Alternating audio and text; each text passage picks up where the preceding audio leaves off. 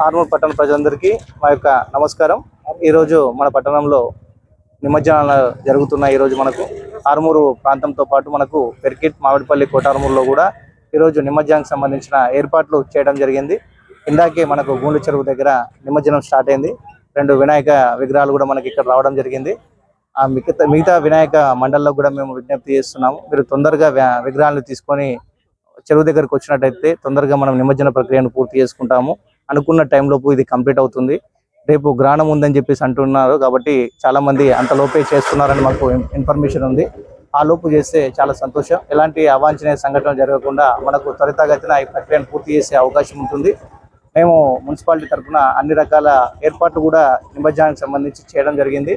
ఇక్కడ tank bund development జరుగుతుంది కాబట్టి ఇంతకుముందు ఏదైతే రోడ్ అయితే చాలా చిన్నగా కంజెస్టెడ్గా ఉండే రోడ్డును కూడా వెడల్పు చేసేసి వెహికల్స్ ఈజీగా మూవ్మెంట్ అయ్యే విధంగా కూడా రోడ్డును వెడల్పు చేయడం జరిగింది. అలాగే ఇంతకుముందు 33 kV లైన్ ఇక్కడ నుంచి చాలా కింద చాలా తక్కువ ఎత్తులో వేలాడేది, దాన్ని కూడా హైట్ పెంచేసేసి వినాయక విగ్రహాలకు ఎలాంటి ఇబ్బందులు లేకుండా ఆ ఏర్పాట్లు కూడా తీసుకోవడం అనేది జరిగింది. భక్తులు ఎవరైతే వస్తున్నారో వాళ్ళకు తాగునీటి సౌకర్యం, ఏదైనా ఎమర్జెన్సీ వచ్చినప్పుడు హెల్త్ క్యాంపులు కూడా మేము కండక్ట్ చేస్తున్నాము. ఫైర్ సిబ్బంది అలాగే 108 అంబులెన్స్ కూడా మెడికల్ సిబ్బంది వాళ్ళు అరేంజ్ చేశారు. ఫైర్ సిబ్బంది కూడా లైఫ్ జాకెట్స్ తోటి వాళ్ళు కూడా రెడీగా ఉన్నారు. ఫిషరీస్ డిపార్ట్మెంట్ నుంచి స్విమ్మర్లను కూడా, ప్రొఫెషనల్ స్విమ్మర్స్ను కూడా వాళ్ళు అరేంజ్ చేయడం అనేది జరిగింది. అన్ని డిపార్ట్మెంట్లు కూడా సంయుక్తంగా ఈ కార్యక్రమాన్ని నిర్వహించడం అనేది జరుగుతుంది. పోలీస్ శాఖ వారి సిబ్బందితోటి మనము ఎలాంటి అవాంఛనీయ సంఘటనలు జరగకుండా చర్యలు కూడా తీసుకోవడం జరుగుతుంది.